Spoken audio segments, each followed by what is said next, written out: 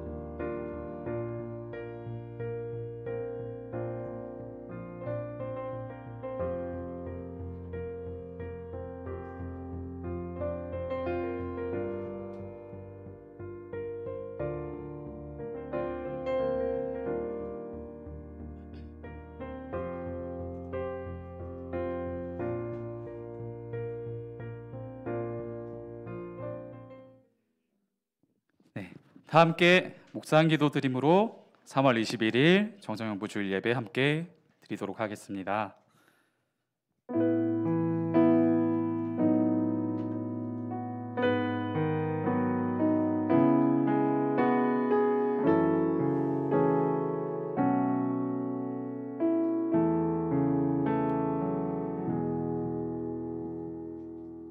네, 다 함께 사도신경 하시겠습니다. 전능하사 천지를 만드신 하나님 아버지를 내가 믿사오며 그 외아들 우리 주 예수 그리스도를 믿사오니 이는 성령으로 잉태하사 동정녀 마리아에게 나시고 본디오 빌라도에게 고난을 받으사 십자가에 못 박혀 죽으시고 장사한 지 사흘 만에 죽은 자 가운데서 다시 살아나시며 하늘에 오르사 전능하신 하나님 우편에 앉아 계시다가 저리로서 산 자와 죽은 자를 심판하러 오시리라. 성령을 믿사오며 거룩한 공예와 성도가 서로 교통하는 것과 죄를 사하여 주시는 것과 몸이 다시 사는 것과 영원히 사는 것을 믿사옵나이다. 아멘.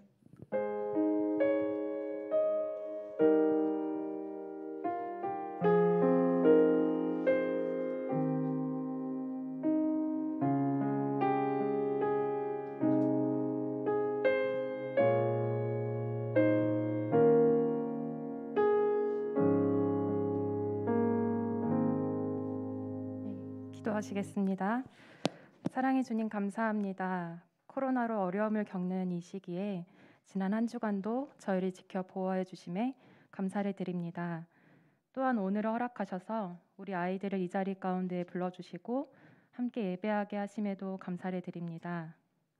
이러한 은혜를 허락하심에도 불구하고 저희는 여전히 부족한 삶을 살다가 돌아왔습니다.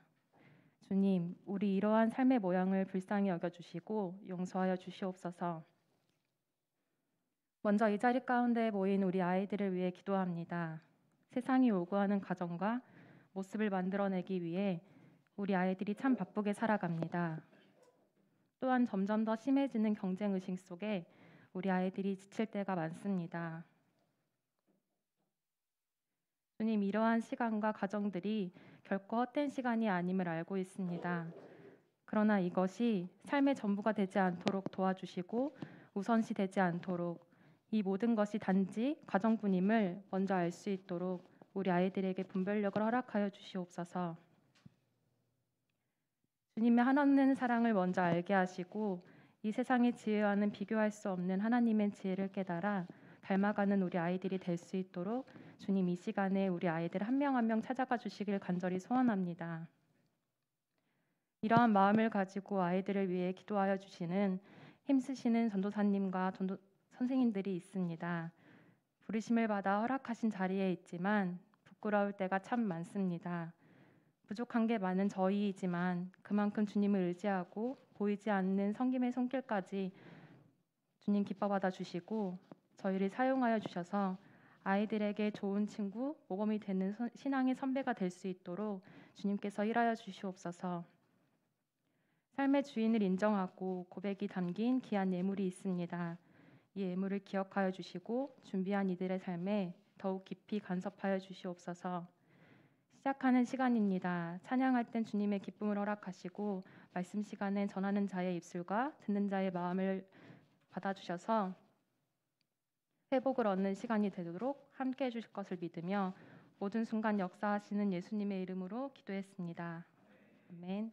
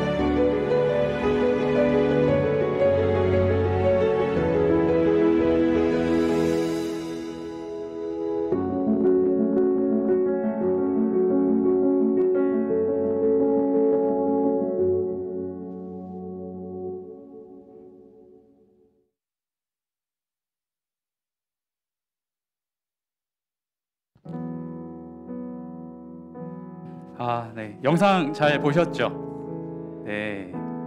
은용쌤 되게 잘 보신 것 같아요. 방금 여러분이 봤을 때 주제되는 이 제목이 뭐였을까요? 네. 네. 화목. 네. 잘 봤는데,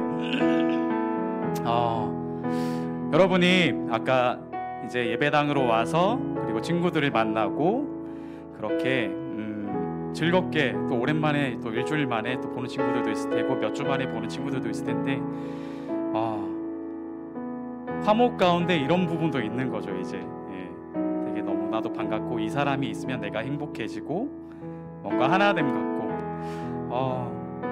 그런데 우리 하나님께서도 여러분들을 향해서 그 화목됨을 또 외치고 있으십니다. 그리고 우리가 화목해 되기를 바라시는 그 주님이신데, 우리는 어쩌면 그 화목이라는 게 되게 작은 요소잖아요. 이렇게 겨우 내 화목 때문에 예수님이 십자가에 달리셨다고. 근데 여러분 믿겨지시나요? 되게 잘 모르겠다는 표정인데, 정말 이 화목되지 못함 때문에 그리스도인들의 삶이 많이 깨어지고 있어요.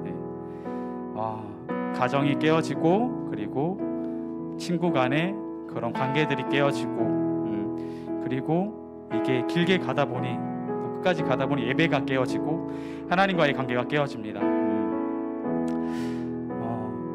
우리 하나님께서는 그 예배가 깨어지고 그로 인해 하나님과의 관계를 깨어짐이 너무나도 안타까워 하실 것 같아요. 그래서 여러분, 이 시간에 먼저 우리가 주님과 화목해 되는 시간이 되기를 원합니다. 우리 만물을 화목해 하시는 그 하나님을 붙들고 그 하나님 앞에 서고 하나님을 감사함으로 찬양하며 나아가는 우리 시간 예배 되기를 원합니다. 할렐루야. 아멘. 감사함으로 주를 높이며 그 문에 들어가서 찬송함으로 그 이름을 송축할지. 다시 한번 감사함으로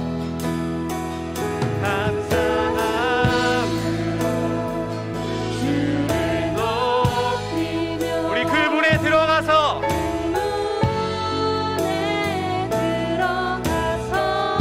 찬송함으로 그 이름을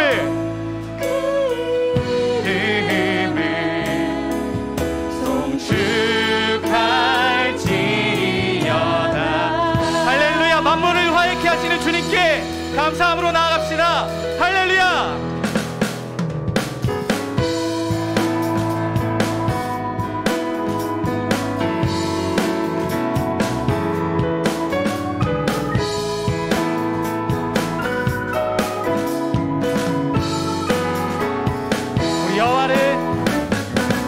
여호와를 즐거이 불러 기쁨으로 주께 나가리.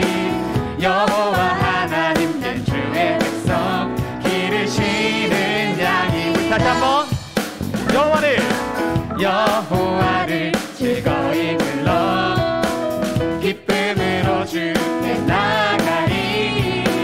여호와 하나님 난 주의 백성 기르시는 양이.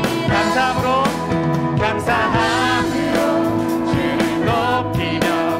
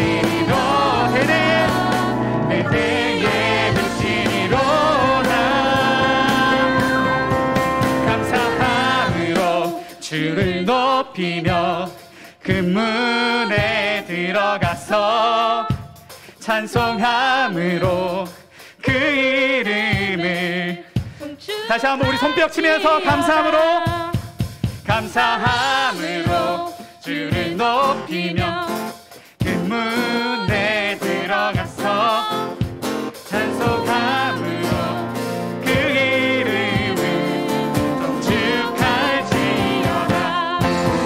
감사함으로 주를 높이며 그 문에 들어가서 찬송함으로 그 이름을 송축할 다시 한번 감사함으로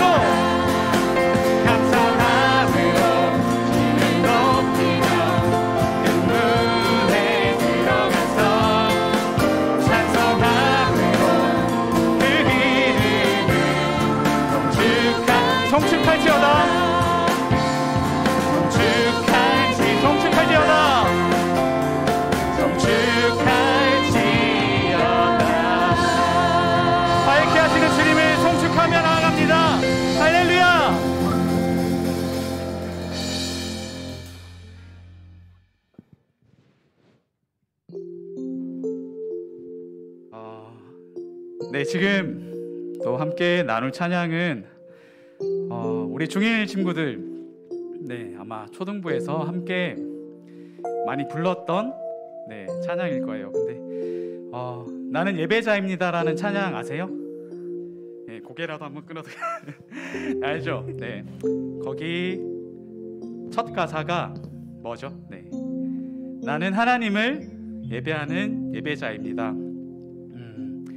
여러분 이제 그 아이에서 청소년이 됐어요. 이제 아이 때 했던 그 고백이 아니라 우리 자라게 하셔서 청소년이라는 그 정체성 안에서 나는 하나님을 예배하는 어떤 사람인지 우리가 찬양하는 가운데 그리고 예배하는 가운데 그 하나님 앞에 서가는 여러분 되시기를 소원하고 축복합니다. 함께 찬양하겠습니다.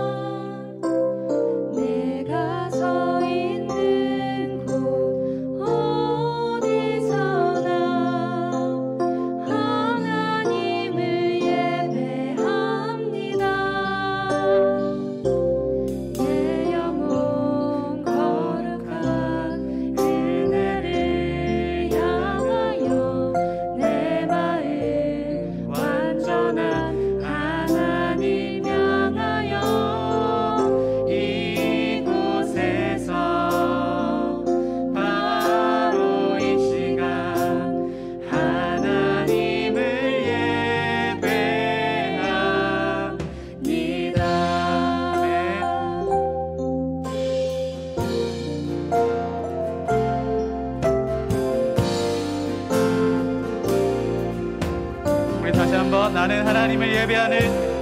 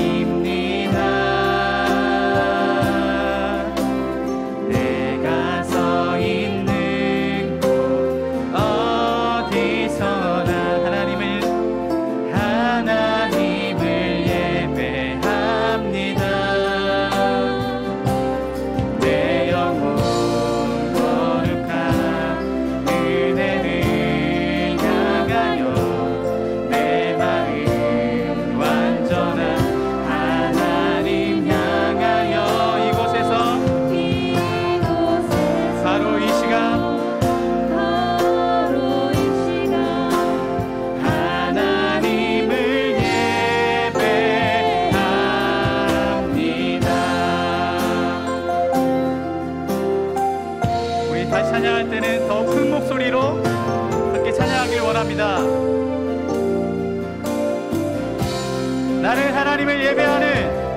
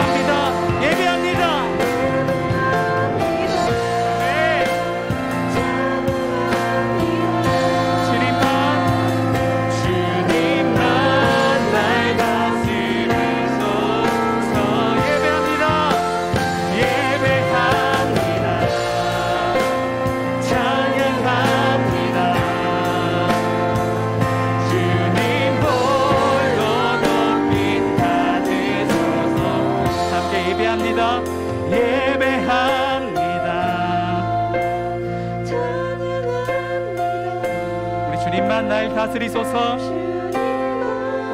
날 다스리소서. 예배합니다. 찬양합니다.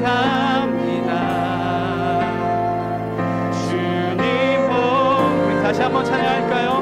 여러분들의 목소리로 예배합니다.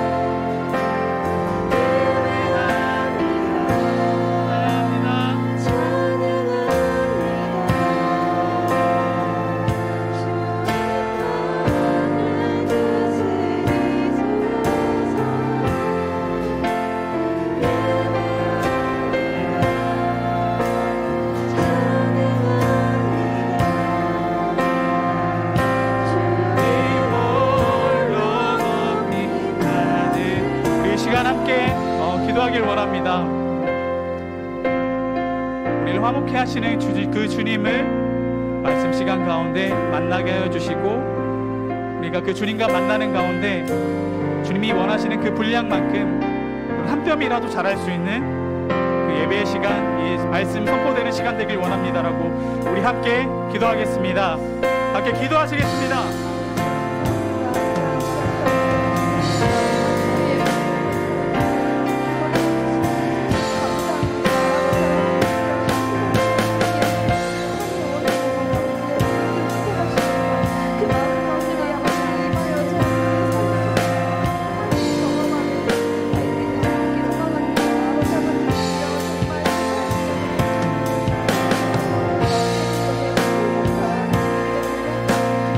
전하는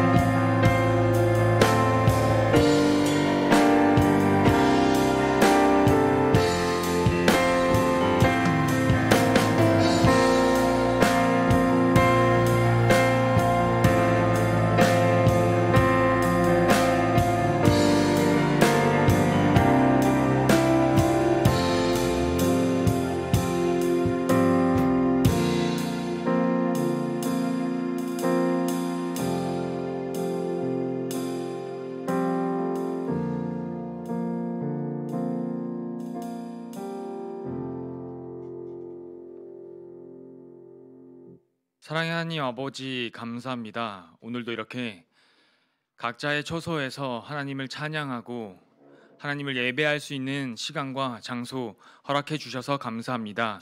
하나님 앞에 예배드리는 이 시간, 또한 하나님 앞에 말씀을 듣는 이 시간, 하나님의 말씀이 우리 마음 가운데 잘 심겨져서 우리가 이 땅에서 그리스도인임을 잊지 않게 하여 주시고, 또한 말씀으로 또한 이 땅을 살아가는 하나님의 자녀들이 되게 하여 주시옵소서. 예수님 이름으로 기도드렸습니다. 아멘. 준성아, 오케이. 성경책 가져오고. 여러분들 그냥 할 말은 할게요. 앞에서 찬양하는 인도자가 우리가 좀 손들고 찬양했으면 좋겠습니다 할 때 여러분들이 좀 동의가 안 된다 하더라도 왜 이 타이밍에 손을 우리 같이 들라고 하지라고 그런 생각이 좀 들지라도 항상 좀 귀찮은데 할지라도 그래도 여러분 그래도 한 요 정도는 한 요 정도는 약간 그 티라노사우루스 손처럼 한 요 정도는 여러분 드는 게 예의예요. 무슨 말인지 아시겠어요? 이 얘기를 안 해도 되고 여러분들에게 이 얘기를 했을 때 안 받아들여지는 친구들이 있을 수도 있다는 생각이 들어요. 그런데 해야 되겠어요. 왜냐하면 우리가 공동체고 주님교회 청소년부고 그리고 지금 여러분들이 살고 있는 이 땅의 문화가 다 개인주의고 이기주의로 변하는 이 시대에 여러분들이 세상 사람들과 똑같은 모습으로 똑같은 마인드로 앉아있는 그 한 부분에 대해서는 우리가 좀 고쳐졌으면 좋겠다 라는 생각으로 우리는 그리스도인이고 그리고 앞에 나와서 인도하는 우리 선생님도 우리 한 청소년부라는 거, 그리고 여러분들 자신 스스로도 나는 그리스도인이고 내가 청소년부라면 이 안에서 이 한 공동체가 함께 움직이는 부분들에 대해서 여러분들이 충분히 따라줬으면 좋겠다라는 생각으로 잔소리로 시작하겠습니다. 예, 했어요. 창세기 42장 1절에서 17절.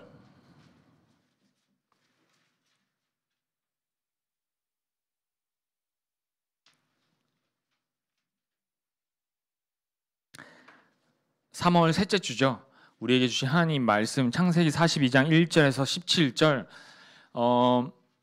우리 중학생들과 고등학생들이 좀 번갈아 가면서 봉독해 볼까요? 아시겠죠? 네.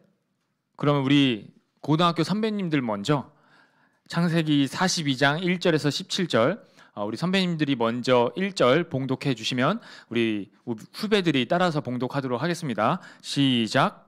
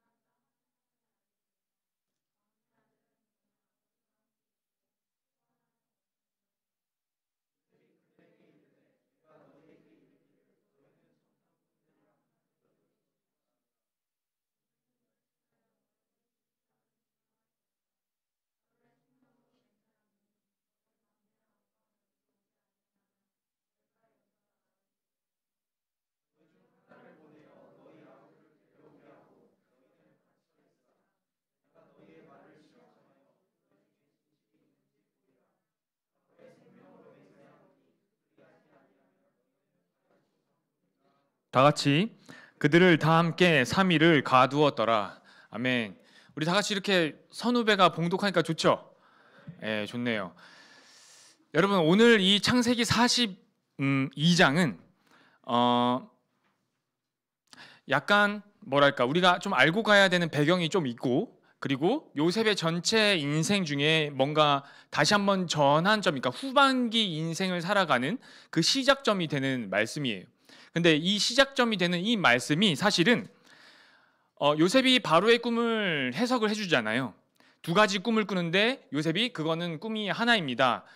처음에 7년의 풍년이 있을 것이고 그 다음에 7년의 대흉년이 있을 것입니다. 라는 그 꿈을 해석하고서 요셉이 어떻게 시작하냐면 41장 46절에 이렇게 시작하죠. 요셉이 애굽 왕 바로 앞에 설 때에 30세라 그가 바로 앞을 떠나 애굽 온 땅을 순찰하니 47절 41장이에요. 7해 풍년의 토지 소출이 심히 많은지라 요셉이 애굽 땅에 있는 그 7년 곡물을 거두어 각 성에 저장하되 그리고 49절 쌓아둔 곡식이 바다 모래같이 심히 많아 세기를 그쳤으니 그 수가 한이 없음이었더라. 자, 51절 보니까 요셉이 그의 장남의 이름을 므낫세라 하였으니 하나님이 내게 내 모든 고난과 내 아버지의 온 집을 잊어버리게 하셨다 함이요. 차남의 둘째 이름이죠. 차남의 이름을 에브라임이라 하였으니 하나님이 나를 내가 수고한 땅에서 번성하게 하셨다 함이었더라 하고 7해의 풍년 가운데 애굽 온 땅을 요셉이 쭉쭉쭉 돌아다니면서 봤더니 진짜 하나님이 그 꿈을 주셨던 것처럼 하나님이 주신 그것처럼 도대체 이거는 인간이 씨 뿌리고 곡식이 나고 거두는 그 정도가 아니라 이거는 뭔가 애굽 사람이 느끼기에도 이거는 정말 어떠한 대단한 축복이 우리 가운데, 그러니까 그들에게는 태양신일 수도 있죠. 그들 어떠한 신이 분명히 이 땅을 축복하고 있다라는 그 세월들이 7년이나 계속되는 거예요. 요셉이 세다가 못해, 나 진짜 더 이상 못 살겠다 할 정도예요. 그리고 다 먹이다 못해 남은 모든 곡식들을 각 성에 다 저장했는데도 불구하고 그 각 성에 저장했던 데가 막 넘쳐나는 거예요. 곡식들이 막 축복이 막 벌어지고 있는 거예요. 요셉이 총리가 딱 되자마자. 무슨 말인지 아시겠죠? 그 가운데 요셉의 두 아들들이 태어났어요. 그러니까 엄청난 축복 가운데 요셉의 개인 사정에도, 그러니까 요셉의 개인 인생에도 정말 노예로 13년 살다가 그 고통의 그 임계점, 크리티컬 포인트, 2년의 그 감옥 생활, 영혼이 꿰뚫는 듯한 그 감옥 생활을 하다가 전환이 되는 그 시점이 이 41장의 마지막에 있는 것이고 42장 그 중간에 있는 거예요. 그리고 나서 또 어떤 사건이 벌어지냐면 53절 애굽 땅에 7해의 풍년이 그치고 요셉의 말과 같이 7해의 흉년이 들기 시작하매 각국에는 기근이 있으나 애굽 온 땅에는 먹을 것이 있더니 애굽 온 땅이 굶주림에 백성이 바로에게 부르짖어 양식을 구하는지라. 쭉쭉쭉 56절 온 지면에 기근이 있음에 요셉이 모든 창고를 열고 애굽 백성에게 팔세 애굽 땅에 기근이 심하며 각국 백성도 양식을 사려고 애굽으로 들어와 요셉에게 이르렀으니 기근이 온 세상에 심함이라. 성경에서 계속해서 뭘 얘기하냐면 흉년이 들기 시작하더라. 그런데 이게 애굽 땅 백성들마저 굶을 정도의 흉년이더라. 무슨 어떤 상황인지 아시겠죠? 애굽 땅 그렇게 각국의 곡식을 저장해서 흘러 넘칠 만큼의 축복의 7년이 지나가고 시작된 이 흉년이 애굽 땅 백성마저도, 그 땅에 사는 백성마저도 굶주릴 만큼 갑자기 온 땅에 흉년이 들기 시작하는데 이거는 그냥 흉년이 아닌 거예요. 그리고 애굽 땅 주변의 각 국마저, 그러니까 그 당시 고대 근동 모든 나라 가운데 땅이 갈라지고 비가 안 내리고 뭐 하나 심을 수가 없을 만큼 이 기근이 들기 시작한 거예요. 그리고 나서 오늘 우리가 본 42장이 시작한 거예요. 약 7년의 축복과 풍년과 7년의 흉년이 시작하는 약 한 9년, 요셉이 애굽의 총리가 된 지 한 9년 정도 되지 않았을까 정도 보는 거예요. 그러니까 흉년에 아주 흉년이 들기 시작한 지 한 초입 정도 되는 거예요. 7년 더하기 흉년이 시작됐으니까 한 1, 2년 정도 된 뒤의 일인 거예요. 이 42장은. 무슨 말인지 아시겠죠? 이 요셉은 개인적으로는 요셉의 스토리는 누가 이야기해도 애굽의 총리가 딱 됐고 요셉의 말대로 그 꿈이 벌어지더라. 그리고 요셉의 개인적으로는 축복 가운데 온 땅이 축복이 벌어지는 가운데 자기 아들 둘이 태어났어요. 그리고 그 아들들의 이름 가운데 자기의 정말 지금까지 살아온 하나님과의 인생 가운데 고백이 그 아들의 이름으로 다 담겨 있죠. 그러면 사실 요셉의 이야기는 여기서 끝나도 돼요. 요셉이 총리로 잘 그 땅을 다스렸더라라고 끝나도 사실은 요셉의 이야기는 우리가 할 이야기들이 너무 많았잖아요. 요셉의 개인 그 사정을 끄집어 와서도 저와 여러분들이 나눈 이야기들이 많았잖아요. 그리고 그렇게 잘 살았더라 요셉은 하나님의 축복을 받고, 그리고 흉년이 있어도 요셉은 잘 저장해놨고 곡식을, 그리고 그 곡식을 딱 지혜롭게 또 총리의 그 일로 성실과 정직으로 지혜롭게 또 해가지고 애굽 백성들은 또 넉넉하게 그 흉년의 시간들을 버텼더라 라고 끝나도 되지만, 이 요셉의 이 창세기 가운데 전체 이야기는 37장에서 시작된 요셉의 이야기는 50장에서 마무리가 되는데, 요셉의 죽음으로 창세기는 50장에 끝이 나요. 근데 그 50장의 끝의 마지막 스토리가 뭐냐면 요셉의 죽음이에요. 그러니까 37장에서 시작된 요셉의 이야기는 창세기의 끝 50장에 와서야 이제 마무리가 되는데, 지금 보니까 42장이잖아요. 그러면 요셉의 개인적인 스토리는 37, 38, 39, 40, 41 5장일 뿐인 거죠. 5장의 뿐이긴 뭐 뿐이 아니더라도 5장도 되게 많은 이야기가 담겨져 있어서, 그런데 50장이라면 그 뒤에 37장에서 시작된 요셉의 이야기는 50장이 마무리가 된다 그랬죠. 그러면 총 몇 장이에요? 몇 장? 13장. 그렇죠?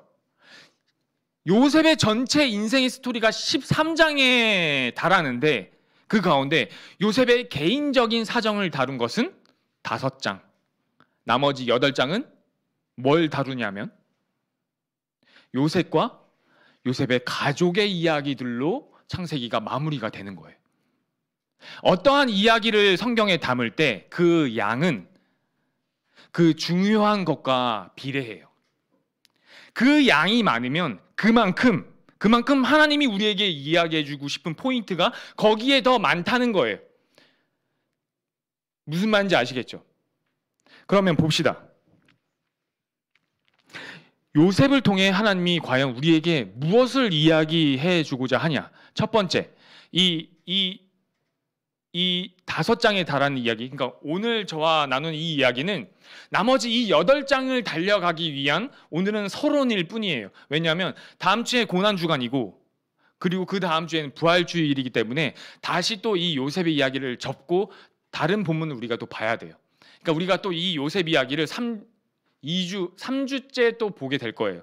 그러니까 오늘은 저와 나누는 이야기는 그냥 이 8장을 달려가기 위한 큰 서론 이야기를 저와 여러분들이 나눌 건데, 첫 번째 요셉의 인생 가운데 개인 인생의 5장에 달하는 그 개인 인생 가운데 가장 중요한 포인트가 어디라 그랬죠? 41장에 시작하는 만 2년 후에에 담겨 있다 그랬어요. 이것이 임계점, 크리티컬 포인트, 어떠한 물질이 어떠한 압력과 어떠한 그 열기로 인해 어떠한 그 고통, 그러니까 인간으로 따지면 그 고통으로 인해 어떠한 물질이 다른 물질로 변하는 순간, 마치 물이 99도까지 막 뽀글뽀글 끓어오르다가 100도 이상이 딱 되는 그 순간 액체가 기체로 변하듯이 요셉의 인생 가운데 이 41장 시작 만 2년이 영혼이 시편 저자에 의하면 그의 영혼이 쇠사슬에 의해 관통당하여 요셉이 넋을 잃고 지내는 그 시간, 그리고 넋이 나가서 그가 발에 착고를 차고 영혼은 관통당하여서 그가 세상적인 힘도 그리고 영혼의 어떠한 바램도 할 수 없을 정도로 홀로 남겨진 시간, 그 만 2년의 시간, 그 크리티컬 포인트를 지내는 그 시간, 첫 번째 하나님이 우리에게 요셉의 이야기를 통해서 들려주고 싶은 이야기는 그 고통의 시간을 지나야 한다. 누구도 하나님을 믿고 그리스도를 따르는 모든 이들이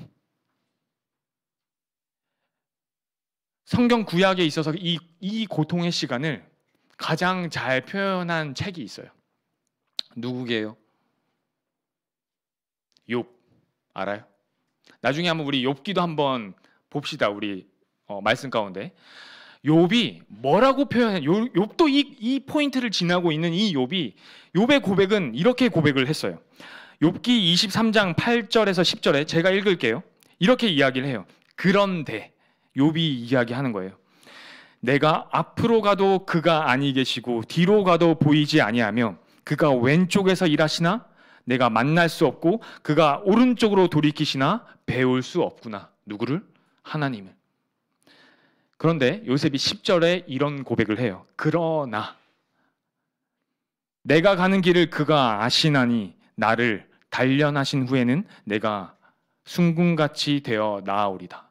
우리가 잘 아는 정금같이 제가 나아가리이다. 그가 나를 단련하신 후에. 요셉의 고백과 닮지 않았어요? 우리가 봤죠.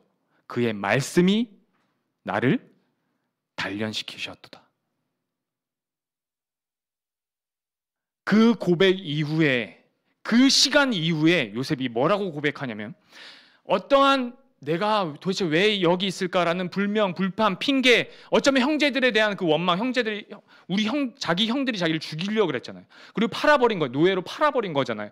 그럼 모든 원망의 화살이 그들에게 가는 게 아니라 요셉의 고백은 나를 가장 잘 아시는 그분이 나를 여기로 보내셨고 내가 지금 이 순간을 견디고 있으니 하나님의 말씀이 나를 단련시키는 이 순간 이후에 내가 하나님을 더 넓고 내가 하나님을 더 깊이 그리고 내가 지금 비록 영혼이 관통당해 있고 내 발에 착고가 쇠사슬이 채워져 있지만 세상의 권력, 세상의 임금이 하나님보다 높을 수 없듯이 나를 이끄시는 그 하나님이 결국엔 나를 구원하실 것이다 라는 바로 앞에 서서도 당당한 그의 모습, 세상 앞에서도 하나님을 고백하는 그의 모습으로 나아가더라 라고 마무리가 되는 거예요.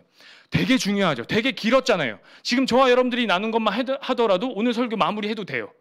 그런데 도대체 하나님은 왜 이보다 더 많은 서사를 8장에 걸쳐서 담아내셨을까? 무엇을 담아내셨을까를 저와 여러분들이 다다음 주 3주 뒤에는 더 깊이 파볼 거예요.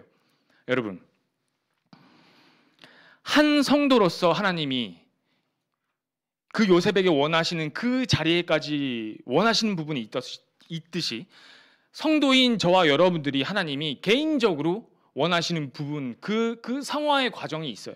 그 성화의 과정 가운데서도 정말 그 고통 가운데 그 시절을 보내야 하는 그 순간들이 있어요.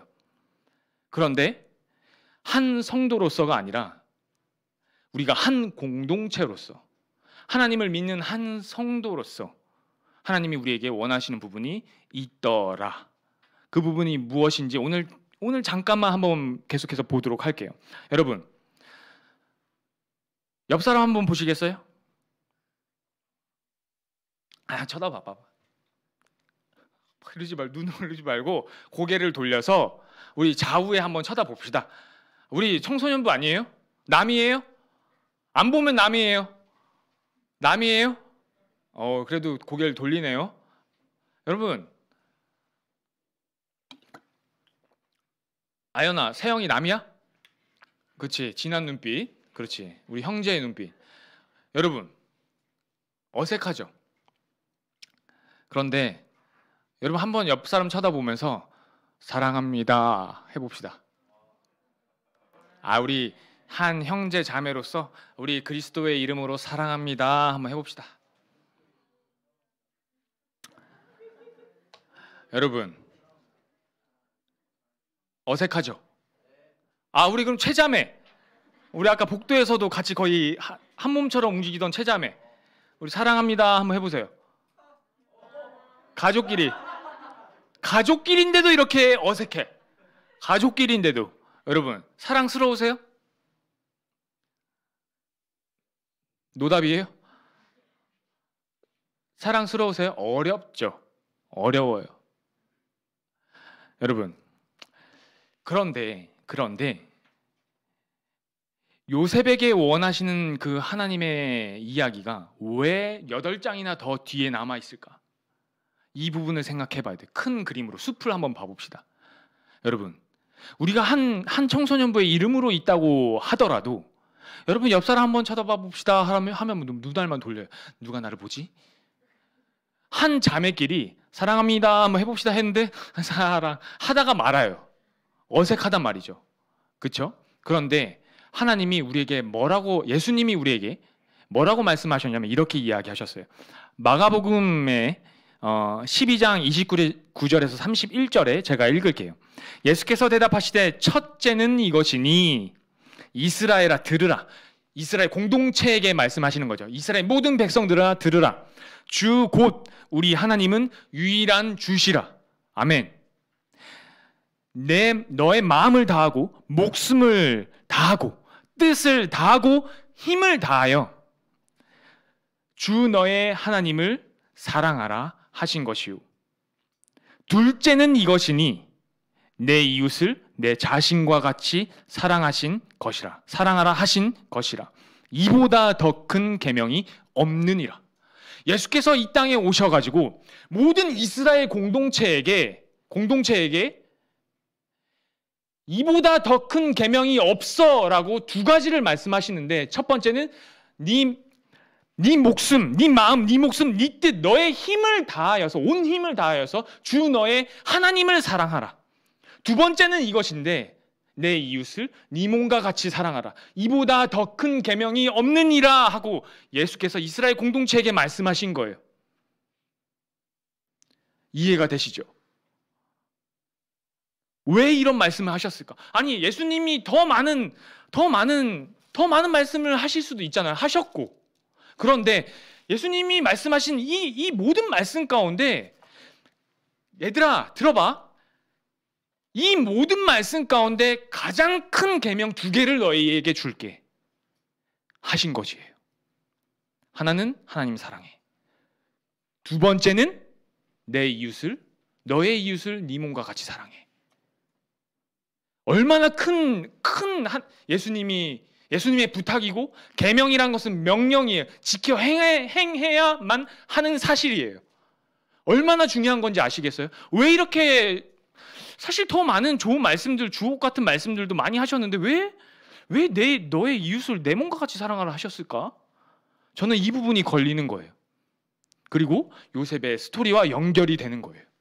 여러분, 이게 왜 예수님의 가장 큰 계명, 우리에게 하시는, 우리 공동체에게 하신 말씀 중에 하나일까요? 그것도 둘 중에 하나일까요?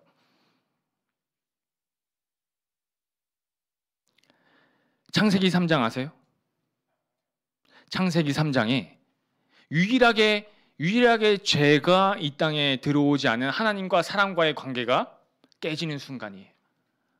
그 순간에 어떻게 그 순간이 벌어지냐면, 여러분들 알다시피 뱀이 유혹해가지고 하와가 넘어가가지고 하와가 선악과 따먹고 그 먹은 걸 또 아담에게 주고 아담이 또 먹어버렸어요. 그리고 벌어지는 사건이 이거예요. 여호와 하나님이 아담을 부르시며 그에게 이르시되 내가 어디 있느냐 이르되 내가 동산에서 하나님의 소리를 듣고 내가 벗었으므로 두려워하여 숨었나이다. 이르시되 누가 너의 벗었음을 내게 알렸느냐? 내가 내게 먹지 말라 명한 그 나무 열매를 내가 먹었느냐? 아담이 이르되 하나님이 주셔서 나와 함께 있게 하신 여자 그가 그 나무 열매를 내게 주므로 내가 먹었나이다. 여호와 하나님이 여자에게 이르시되 내가 어찌하여 이렇게 하였느냐? 여자가 이르되 뱀이 나를 깨므로 내가 먹었나이다. 무슨 말인지 아시겠어요? 죄가 처음 사람에게 들어와서 벌어진 양상이 뭐냐면 아담이 여자 핑계를 대는 거예요.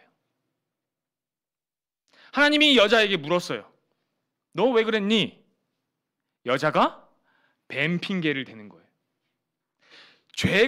죄라는 것이 인류 가운데 들어와서 벌어지는 이 땅의 모든 죄악들이 있잖아요. 모든 인간의 악행들이 있잖아요. 그렇죠? 살인, 할 것 없이 온갖 악한 것들이 많잖아요, 이 땅에.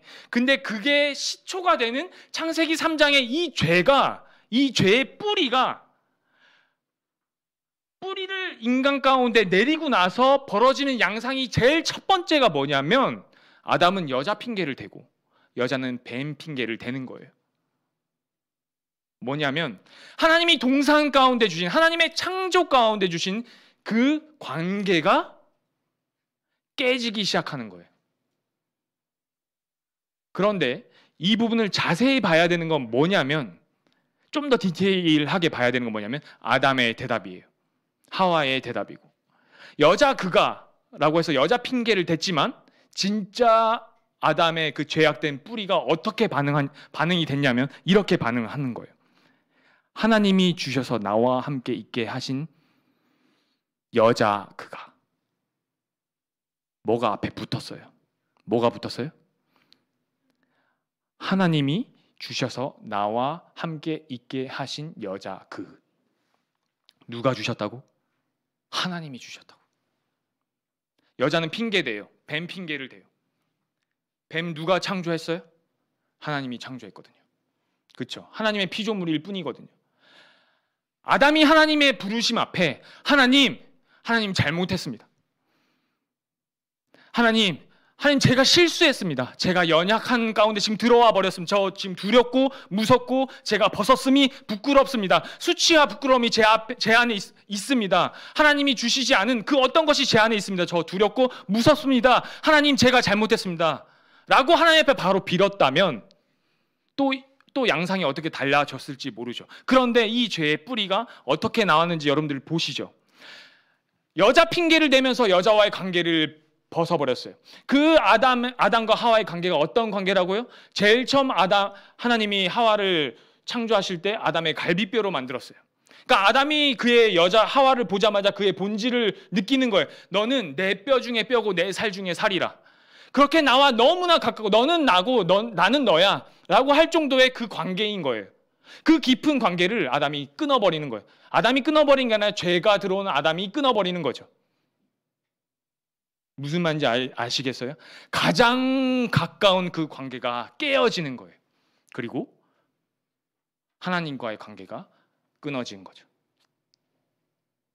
그리고 그에 대한 핑계를 아담은 여자를 대고 있지만 진짜 그의 속내는 하나님이 주시지 않았어요?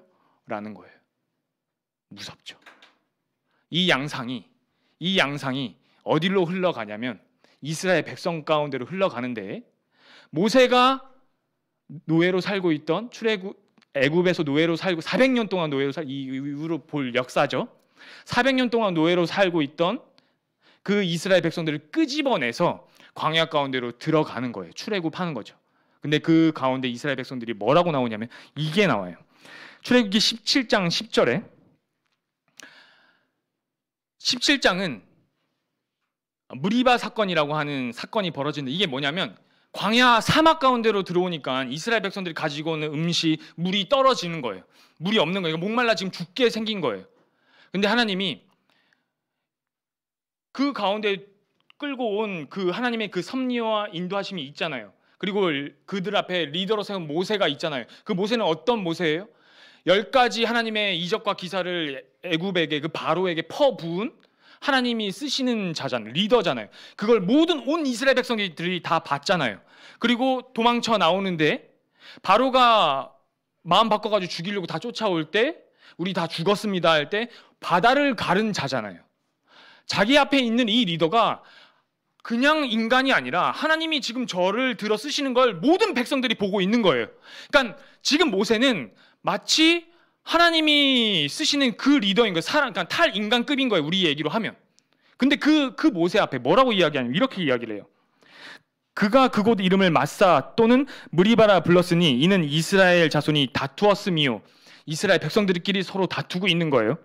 또는 그들이 여호와를 시험하여 이르기를 여호와께서 우리 중에 계신가 안 계신가 하였습니다.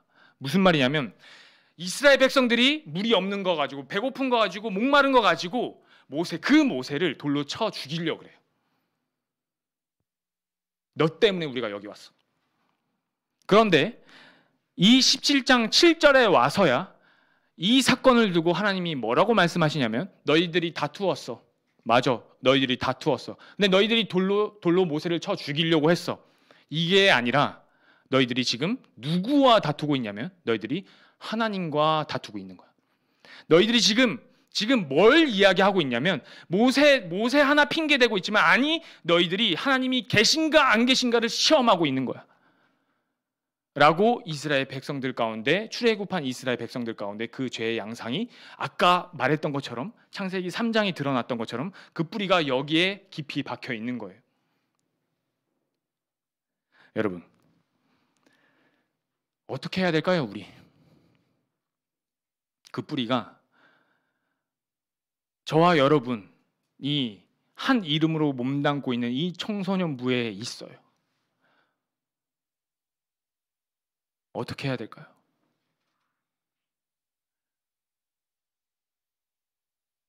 그게 가장 가까운 사람들 가운데 가장 많이 드러나요. 시아랑 이레가 다퉈요. 그거랑 시아가 학교 친구랑 다투는 거랑 사실 뭐 같은 문제로 혹 다투었더라도 이게 친구 관계냐 가족 간의 관계냐 이 문제는 또 달라요. 왜냐하면 매일 봐야 되잖아. 그리고 내 언니고 내 동생이잖아. 가족 관계잖아요. 근데 이것이 가족 관계 가운데 그 문제가 드러났을 때 더 힘든 거예요. 여러분들이 세상 친구들과 그냥 다투고 싸운 거 언젠간 풀릴 수 있어요. 그런데 이 공동체 가운데 만약에 어떠한 문제가 발생되면 어떻게 될까요? 이건 또 얘기가 달라지는 거예요. 왜냐하면 우리는 서로 그리스도인이라는 걸 아는데도 불구하고 어떠한 그 문제는 나와 가장 가까운 사람일수록 그리고 그것이 한 공동체 안에 있다면 어떠한 그런 문제는 정말 더 큰 문제로 나한테 다가오는 거예요. 그것이 저와 여러분들 안에 그 죄악된 뿌리가 습성이 남을 핑계대고 제가 저랬어. 제가 날 아프게 했어 라고 하는 그 부분이 우리 안에 있다니까요. 어떻게 해야 돼? 도대체 어떻게 해야 돼? 우리 그리스도인이잖아. 우리 공동체라면서요. 우리 이 땅이 다가 아니라는 거 알면서 저 하늘나라에 같이 함께 달려갈 우리 형제 자매라면서요. 그런데 옆 사람 보면서 사랑합니다. 주님의 이름으로 하는 그 말조차도 어색해버리는 이 사이. 아무 문제가 서로 없음에도 불구하고 어색한 이 사이. 여러분,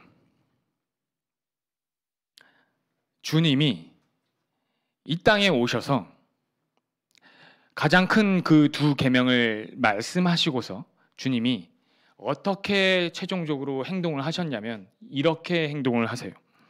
요한복음에 보면 이제부터는 너희를 종이라 하지 아니하리니 종은 주인이 하는 것을 알지 못함이라.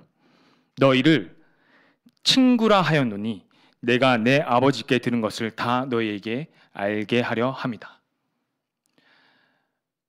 이제부터는 내가 너희는 종이 아니야. 너희는 그 어떠한 모습으로도 종이 아니야. 너희를 이제부터는 내 친구라고 여길 거야. 너희는 내 친구야. 너는 내 친구야.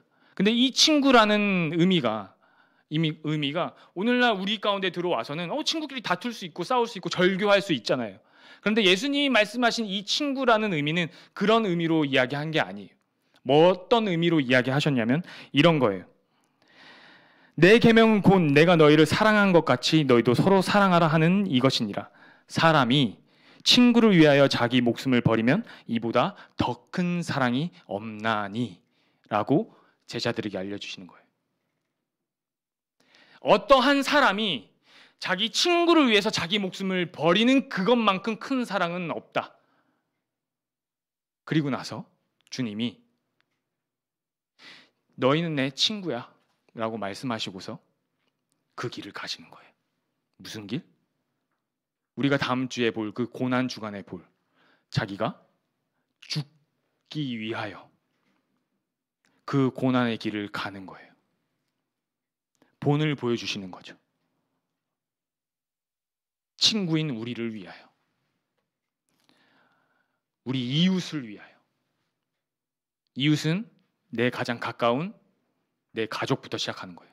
내 형제들인 거예요. 그리고 우리 함께 그 이름으로 모인 우리들인 거예요. 우리 전체를 말하는 거예요.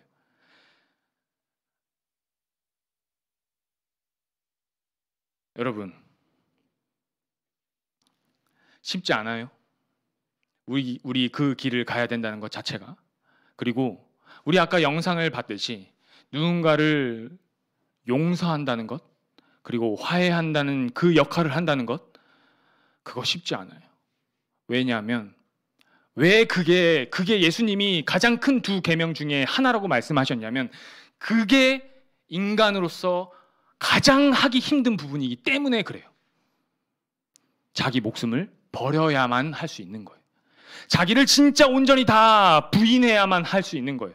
내 자존심, 모든 내 상황, 나를 아프게 한 모든 그 현상들, 그 관계들, 그 모든 것들, 내가 화를 내고 내가 그 절교해버리고 내가 그 관계를 끊어버릴 수 있는 정확한 정당한 그 가운데 내가 있다 하더라도 그것을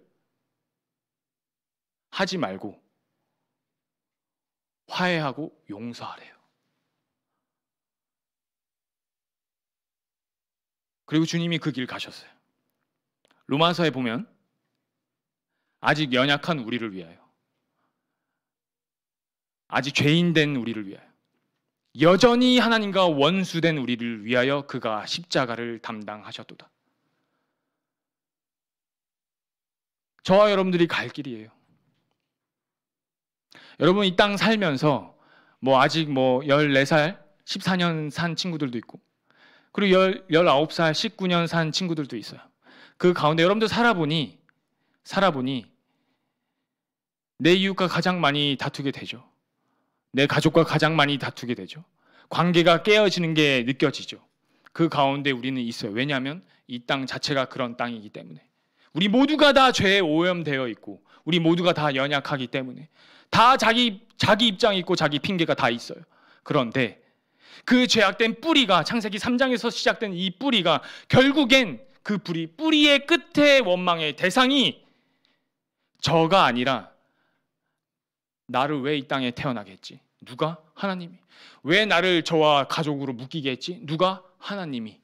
하나님과의 관계를 깨는 것으로 사단이 끌고 간다는 걸 여러분들 인식하시고 그것을 벗어버리고 그것을 부인하고 그 가운데서 그 증오와 원망과 어려움 가운데, 관계의 어려움 가운데 내가 벗어날 수 있는 유일한 길은 그 길을 먼저 앞서가신 예수 그리스도 그 이름을 붙잡는 것.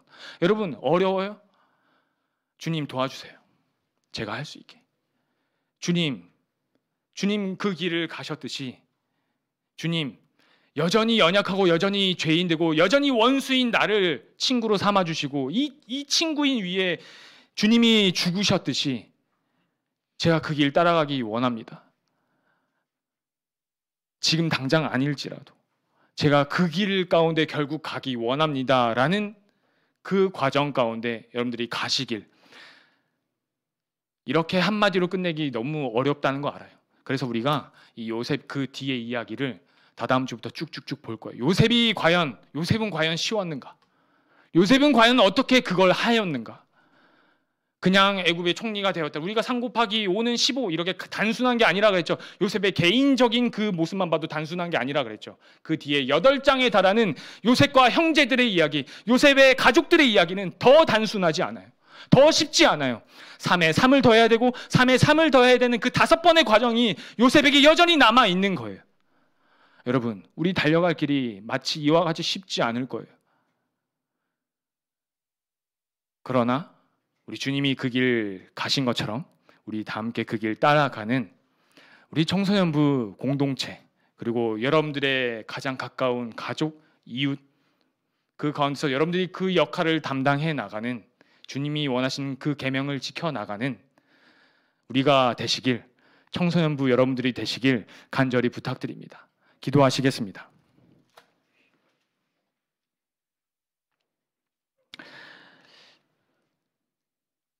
사랑의 하나님 아버지, 감사합니다. 하나님,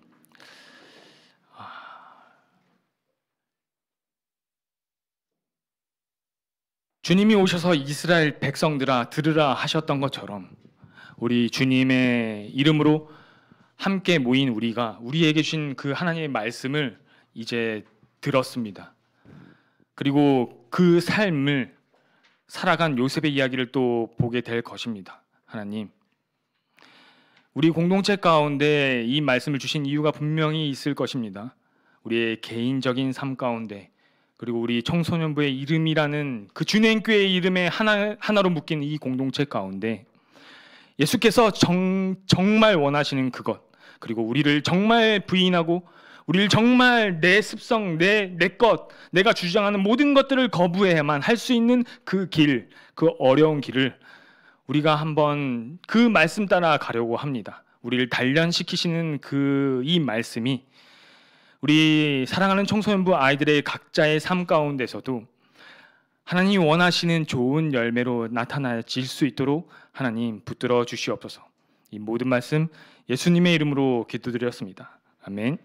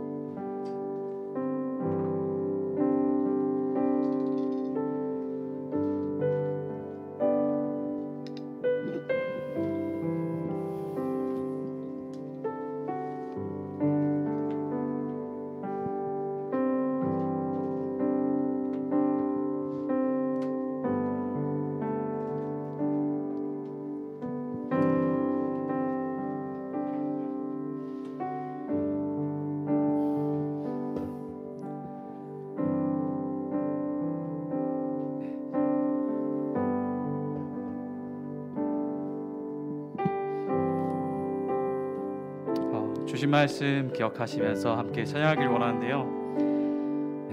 우리의 본성에 따른 다툼과 분쟁을 잠잠케 하시고, 그리고 오직 나로 인함이 아니라, 나의 행함이 아니라 오직 주로 인하여, 그리고 주님의 그 이끄심으로 생명을 던져서 사랑을 보이신 그 주님의 사랑을 붙들면서 가장 나를 잘 아시는 그 주님을 붙들며 나아가는 이 시간 되길 원합니다. 우리 함께 찬양하며 주님 앞에 나아갑시다.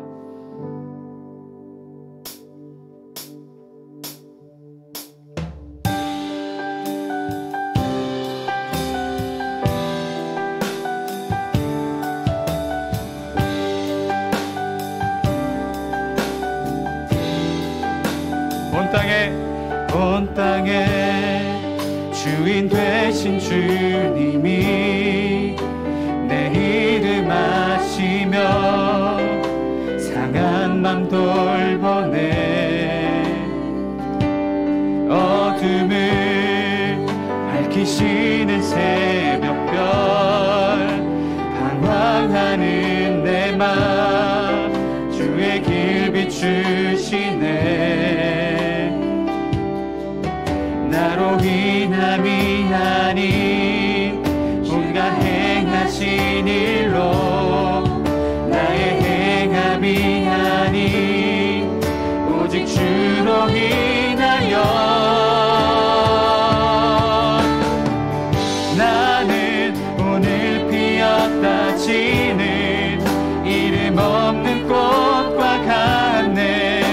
바다에 있는 파도 같지만 주는 나를 붙드시고 부르짖음 들으시며 날 귀하다 하시네.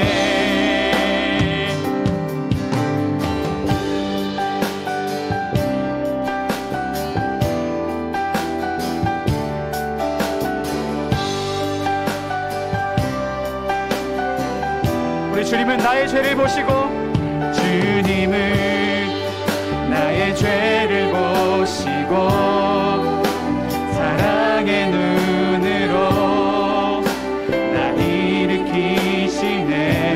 바다를 잠잠하게 하시듯, 바다를 잠잠하게 하시듯 내 영혼의 폭풍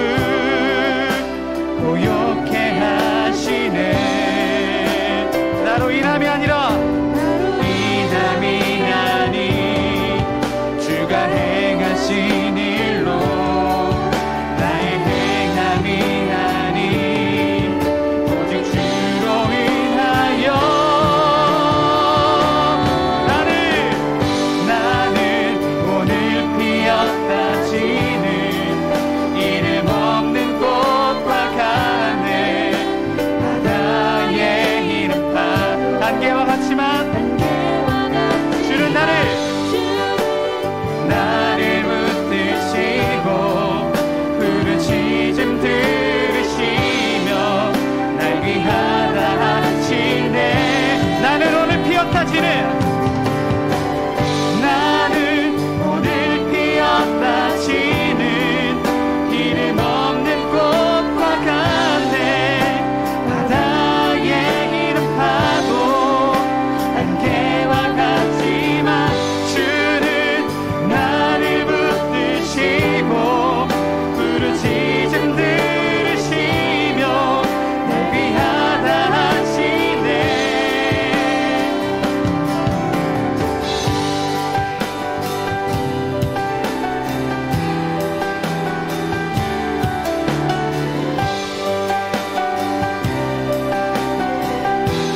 다시 한번 나는 오늘 피었다 지는 이름 없는 꽃과 같네. 바다의 이름 파도 안개와 같지만 주는 나를 붙드시고 부르짖음 들으시며 날 위하다 하시네. 나 오직 주의 것, 나 오직 주의 것. 다시 한번 나 오직 주의 것, 나 오직 주의 것, 나 오직 주의 것, 나 오직 다시 한번 큰 소리로 나는 오직 주의 것입니다.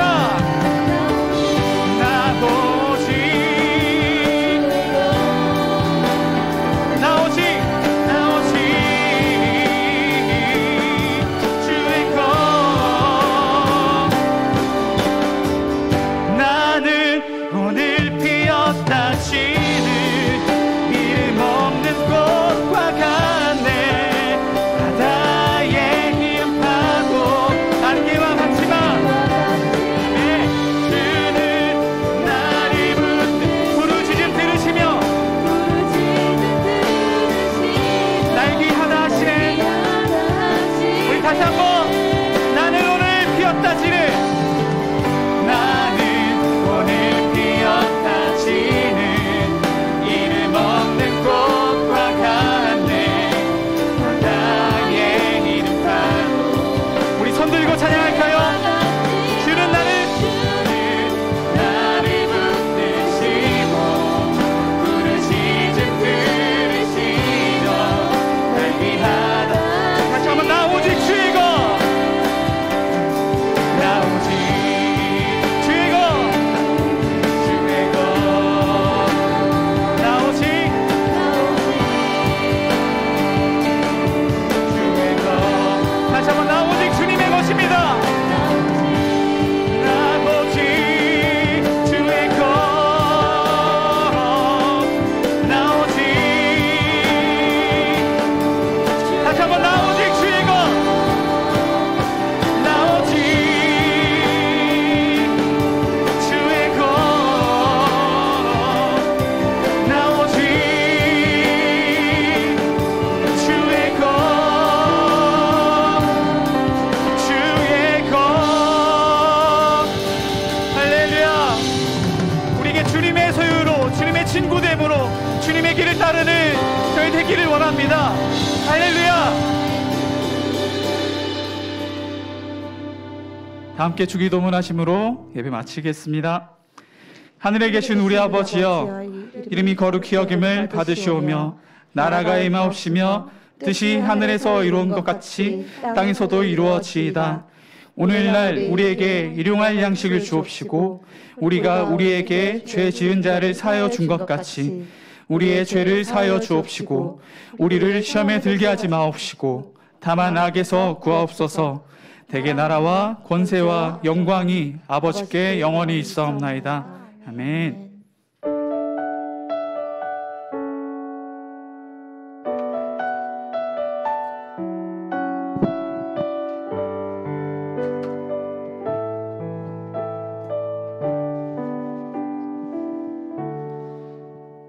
네, 예배 받으신 하나님께 다시 한번 기쁨의 박수를 올려드리도록 하겠습니다. 네, 여러분 오늘 설교 시작부터 전도사님이 손 들었으면 좋겠다 이렇게 얘기하고 시작하셨는데 설교를 우리 마지막 찬양할 때 홍희 선생님이 손 들고 찬양했으면 좋겠어요라고 하는데 다들 손 드는 척만 하는 걸 선생님 뒤에서 봤어요. 네, 여러분들 손 들기 조금 어색하고 조금 부끄러울 수 있는데 선생님이 영상 하나로 너희들의 그 어색한 마음을 한번 다 없애주도록 하도록 할게요. 영상 준비됐나요? 지금 볼 영상은 선생님의 3살짜리 조카예요. 네, 선생님 친누나의 첫째 아들 보여줄게요. 아버지,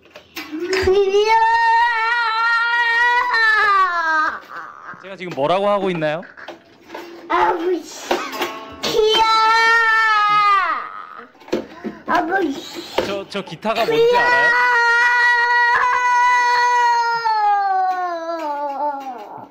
아버지. 네, 여기까지 한번 볼게요. 네, 다 보이죠, 여러분? 너희들도 다 3살 때 저렇게 했는데 지금 까먹은 거 맞잖아, 그지?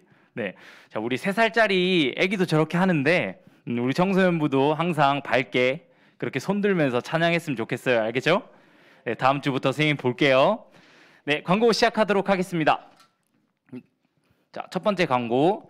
네, 우리 이제 한 4주 이렇게 연달아 나왔는데 이제 다들 예배에 나오는 게 다시 습관화되고 있죠.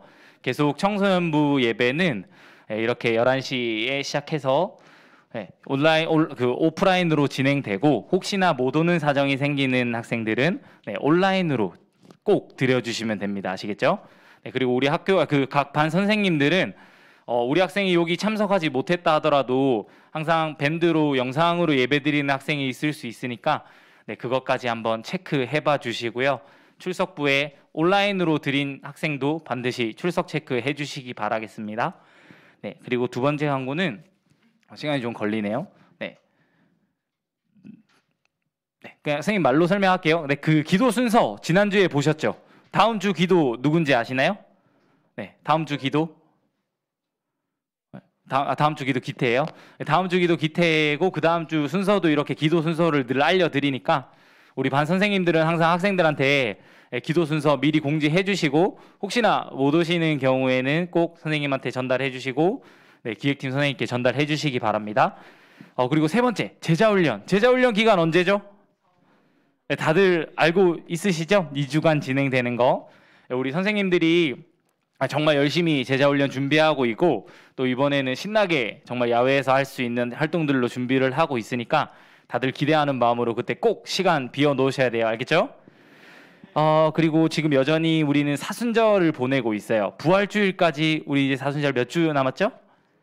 그렇죠. 2주 남았죠. 이제 고난주간도 곧 다가오고 부활주일까지 얼마 안 남았는데 다 같이 묵상하는 마음으로 예배하는 마음으로 그렇게 조금 더 부활주일까지 좀 새로운 마음으로 그렇게 한 주 한 주를 살아가는 청소년부가 되시길 바라겠습니다.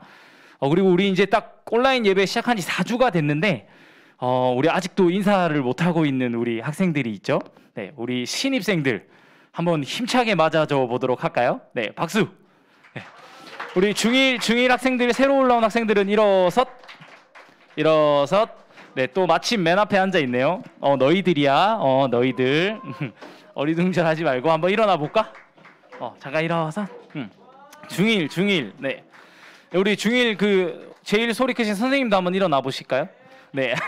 네, 이렇게 자, 한번 뒤로 돌아볼까요? 이렇게 뒤로 돌아볼까요? 네. 이렇게 우리 청소년부에 올해 합류하게 된 이제 초등학생이 아닌 중학생으로 청소년부에 합류하게 된 중1 사랑하는 우리 학생들입니다. 크게 박수로 맞아줄까요? 네. 네. 이 좀 시간만 좀 있고 코로나만 아니면 한 명 한 명 나와서 인사도 하고 싶은 말도 좀 하고 싶은데 그런 시간들은 아마 차차 가질 수 있을 것 같으니까 오늘은 박수로 마무리하도록 할게요. 네, 그럼 광고는 여기까지고요.